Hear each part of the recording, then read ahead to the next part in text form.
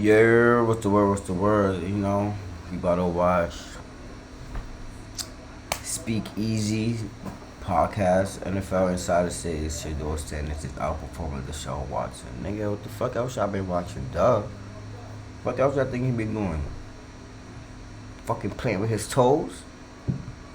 Whatever. Let's get to this video.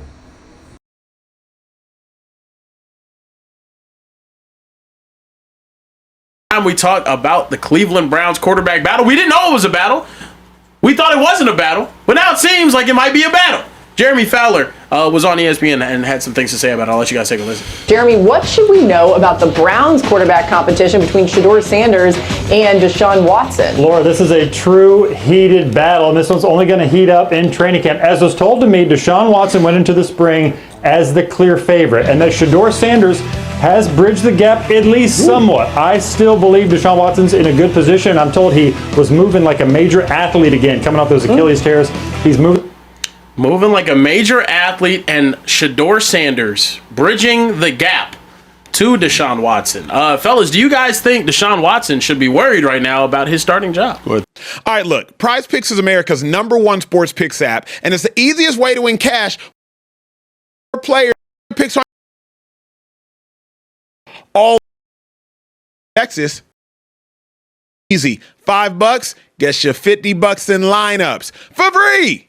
Prize Picks. It's good to be right. No. Ooh. No. Deshaun Watson going to start week 1.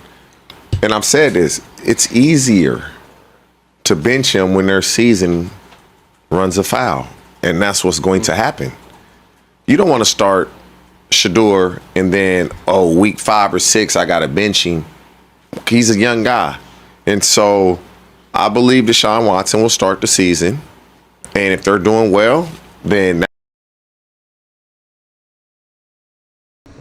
Listen, chat, I don't think so, to be honest. Like, why would they fucking... Y'all niggas just traded Myles Garrett. So imagine me trading one of the most favored players on the team, fans love, etc., etc., and I'm gonna play the worst fucking player on the team that fans dislike. The reason that the Browns is in the situation they're in is because of Deshaun Watson. So imagine me getting rid of the most favorite player and playing the worst. Does that make any logical sense? This is business at the end of the day. You trying to bring in seats. You ain't trying to bring in. You ain't bringing in. But this seems more. No, shut the fuck up with that bullshit. This nigga on his way out. The fuck is we playing Deshaun Watson for? That make no logical sense at all. So it's like, what I'm saying. The reason Coach Monken ain't say anything is because it's none of y'all fucking business, and he'll tell y'all when he want to fucking tell y'all. And plus, all this right here is good for Shedeur.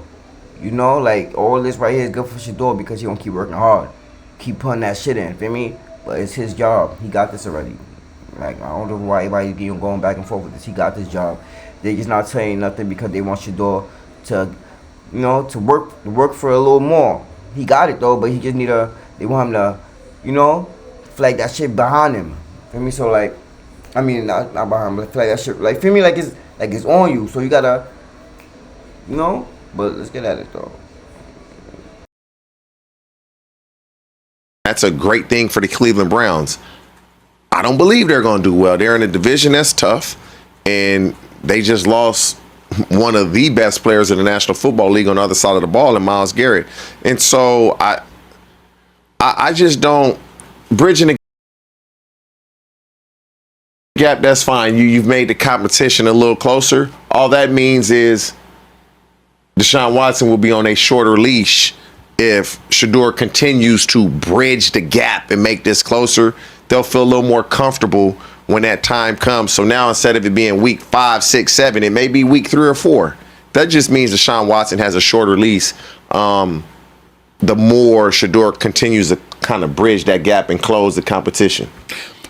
If Deshaun shouldn't be nervous, why do we keep hearing these conversations outside of Cleveland? Jeremy Fowler, national reporter, he said it. Mary Kay Cabot, local reporter, she said it. Okay, so then will they start Shedeur and just say, F it. If he shows us he can play, he's our quarterback of the future. If not, we get a #1 pick. I don't think Todd Monken has the authority to start Shedeur.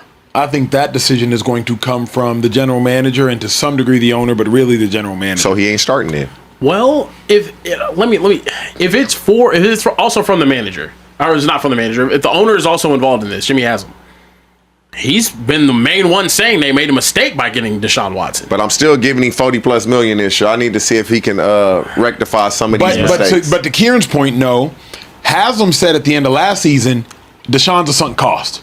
He said we regret paying him. He's a sunk cost. So if Haslam is at all involved, which he's not though, but if Haslam is at all involved, then that does throw a wrench in things. The person I think is the general manager.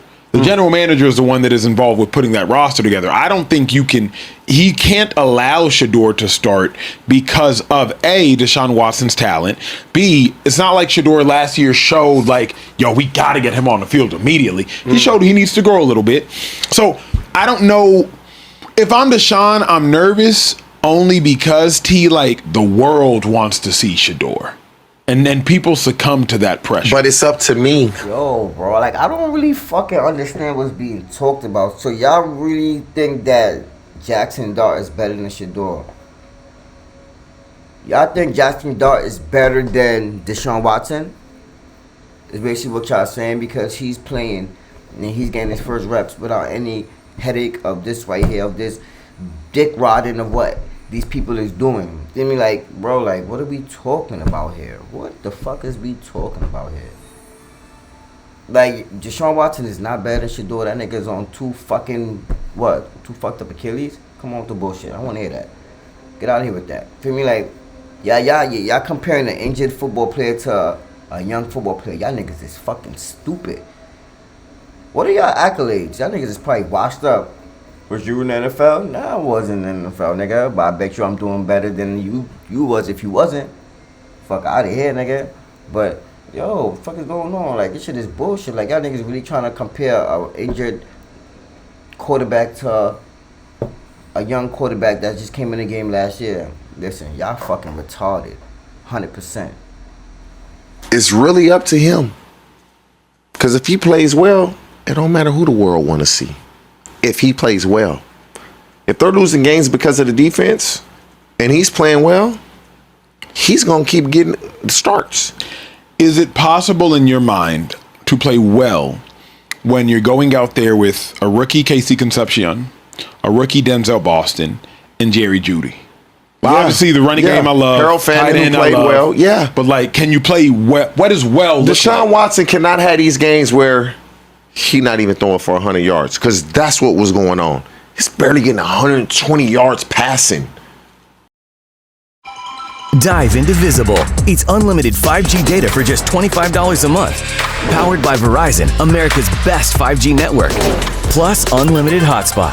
Big wireless service for half the cost. Visible. Live in the know.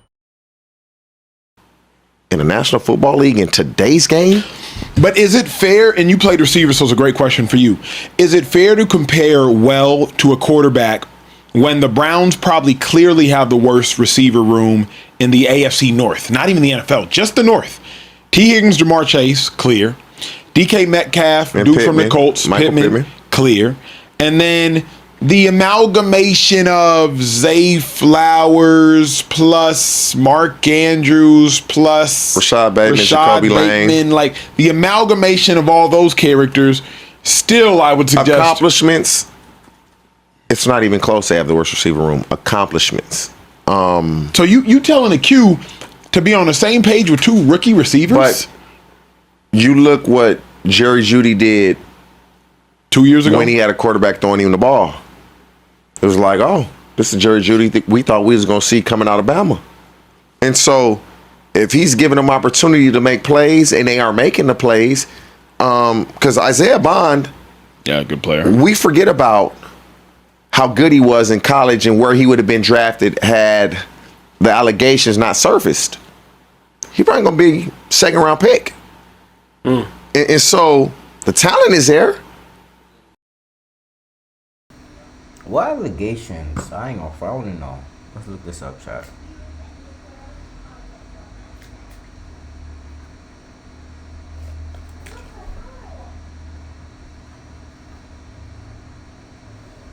Let me sell me a drink.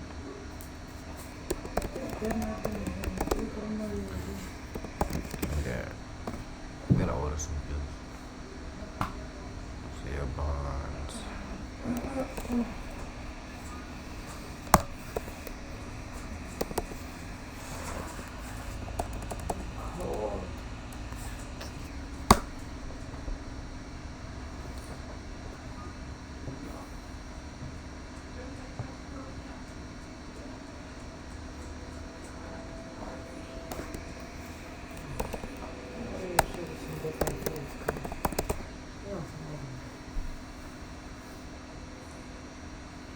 Where is Isaiah Bond? Well, apparently he's still at home and hasn't received any interest from a single NFL team. And this has to be one of the most unfortunate events because prior to April 15th, Isaiah Bond was regarded as one of the top wide receivers in this class. He was projected to go in the second or third round of the 2025 NFL draft. On April 15th, Isaiah was hit with an outstanding sexual assault warrant stemming from an incident that happened in February with a woman. He turned himself in, but that ultimately led to him going undrafted and remaining a free agent to this day. So since then, Isaiah Bond has now filed a federal complaint against the woman that has accused him of sexual assault. So in this, he is seeking monetary relief, punitive damages, and an injunction that will prevent his accuser from referring to him as a sex criminal. And this is all stemming from an incident that happened back in February where Isaiah's camp is saying it was consensual, but the woman, of course, is saying otherwise. So according to the document, it says, quote, unlike the false narrative that has been amplified, the truth once revealed in its entirety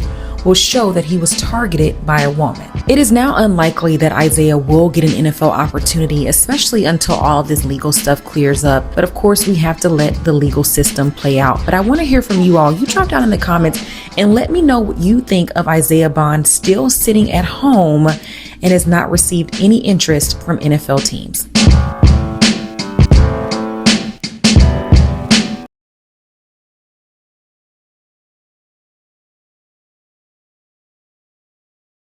Well, everybody was real quick to jump all over Andrew Berry for signing wide receiver Isaiah Bond after his arrest for assault allegations before the NFL draft. Now, we knew months ago that Bond had filed a federal complaint against the accuser, but this is from a New York Times article today. It says, quote, Bond filed a federal complaint against his accuser in which he alleged he was pursued and preyed upon for months by the defendant, a woman he met on Instagram. The filing says the two had a consensual encounter on February 4th at Bond's apartment, and that sometime later, the plaintiff told Bond that he better be careful not to catch a case. Afterward, according to the filing, the plaintiff allegedly demanded $5,000 from Bond before going to the police. Now, this is nothing new. This wouldn't be the first time that a high-profile athlete or celebrity-type figure endures false allegations in a money grab. So ultimately, Bond's case has been no-billed, and he is cleared. He is good to go. So that is why clearly, the Browns have been in contact with Isaiah Bond for a while now. Remember, they brought him in for a pre-draft visit before everything came out. They had him on their draft board. And obviously, having done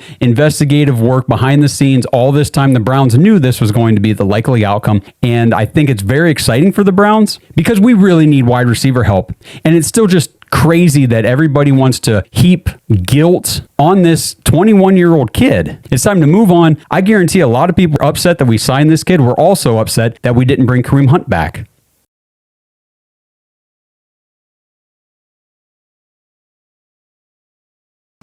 Interesting. I didn't know all of that. You know, chat. But let's get back to Shedeur. That's what we started looking at this for. We ain't trying to exploit nobody situation or what they've been through or stepping nobody down, you know? The production hasn't been there because how can it be? That nobody has really produced outside of Harold Fannin last year in the receiving game. Nobody really produced outside the receiver instead of Phantom, nigga. You ain't see Bond. And even so, he was projected to be one of the top wide receivers. The only thing is because of the situation, and yet people don't talk about him like he's one of them dogs, like he made an impact. Like huge, like Shedeur was able to rely on him. You understand? Shedeur made him look like a fucking star. But it's like, and y'all talking about a quarterback who had half a fucking, bro, like this nigga only had like, what, 7 fucking weeks of training. Like, bro, y'all are horrible people, bro. Like, y'all are horrible. Horrible. Like, y'all comparing somebody who hardly had any, whatever, man. Fuck y'all. And so it's possible that Deshaun Watson can. It's just hard when your best season was 6 years ago. 6 years ago, 2020. To say, hey, I'm about to be him again. We've never seen it, but you never know. It would be the biggest anomaly in the history of sport. Maybe we've seen it from Tiger. For him to come back and play for an athlete to play at the level Deshaun played at, there's only be one bad guy. for 6 years, and then come back and be good again. I can't think of a football player that's done it. I don't know about being bad, but George Foreman coming back winning but he was retired. He was older. Now, but being bad and then coming, yes, I don't think we've ever seen that. I know who you're thinking of, Kieran, but I don't think it relates. Go ahead. So Kurt Warner won 2 MVPs, won a Super Bowl. Then from 2002 until 2008 that he had a good year. So about that 6 year span, 1, 2, 3, 4, 5, 6. Yeah, about that 6 year span, he missed a bunch of games during that time. And in that 6 year span, I'm finding out right now what his stats were. In that 6 year span, 54 touchdowns, 47 interceptions, had a 13-29 record as a starter. It just wasn't the same and player. Then went to Arizona. Then he went to Arizona, and then those last 2 years at Arizona, he ended up having a pretty solid season. Threw for 4,500 yards, 30 touchdowns, 14 interceptions. Was top 10 in MVP voting, made a Pro Bowl, and went to the Super Bowl as well. So then, though, if we use context, you go to Arizona, you're playing with Larry Fitzgerald. I think you're playing with Anquan Bolden. Yes. Like and young Anquan Bolden, like really getting busy Anquan Bolden. Yeah. That's just not fit. Deshaun's playing with Casey Concepcion, Harold Fannin. Harold Fannin's a dog. Casey Concepcion, Denzel Boston, Jerry Jeudy. It's just if Deshaun was a starting quarterback for the Rams, different conversation.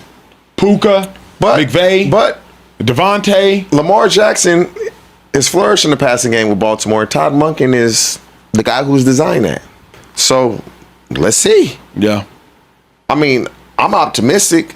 But that division is tough. It's just 6 years. You got to have such mental toughness to really come back from something like this. So he gonna show us what he made of. Yeah, I mean, we'll see. I just think it's a situation where you do have to ride it out, see what Deshaun. Not ride it out. Sorry, I was waiting for Trey to pause that one. You have to wait it out. You have to wait it out and see what Deshaun can give you. Yeah. There's nothing I can say now that's just We've been letting him off the hook. I'm not drinking. Well, that's how the push-ups thing started. Yeah, you're right. Which one you want to do? Which one you want to do? Go ahead, get it closer to him so he can know what decision he made. Go ahead hit the push-up. Bro, I believe you can hit push-ups, no problem. How many push-ups we talking? Just 10. The same 10 that we talk. I'll hit him after the show. We got to keep the show. We gotta keep the show moving, Kieran, answer the question then. At least close this topic. Yeah. Should Deshaun Watson be worried? Should he be looking over his shoulder about Shedeur Sanders? No, he shouldn't be worried. He should be worried if he goes out there on the field and stinks it up. But I think he's going to get the opportunity to start and show the team what he has. But if it's going to be a very short leash. I think that's all that this is telling me right now is, hey, we're going to go out there 2-3 games. If you don't have it, it's going to be like Russell Wilson. Reeled you back in. Go ahead and sit the bench. You're never starting in this league ever again. So let me ask y'all this. Because TJ, I know you said like after 4 weeks, if he's not showing, pull him, get Shedeur in. What does he have to look like through those 4 weeks for them to start Shedeur? Like, let's say if they're 2-2 through 4 weeks, 61% completion percentage minimum. Okay. I need you at least throwing for 200 yards a game. I can't handle 136 yards a game, 108. 200 yards a game minimum. Look, you made it this far, so might as well go ahead and hit the subscribe button, and after that, hit the bell button to be notified anytime we go live or drop another video like this. You do not want to miss our content in this oversaturated market. End of the video, man. Let's go, man. But Shedeur got this. I don't know what these niggas talking about watching, man.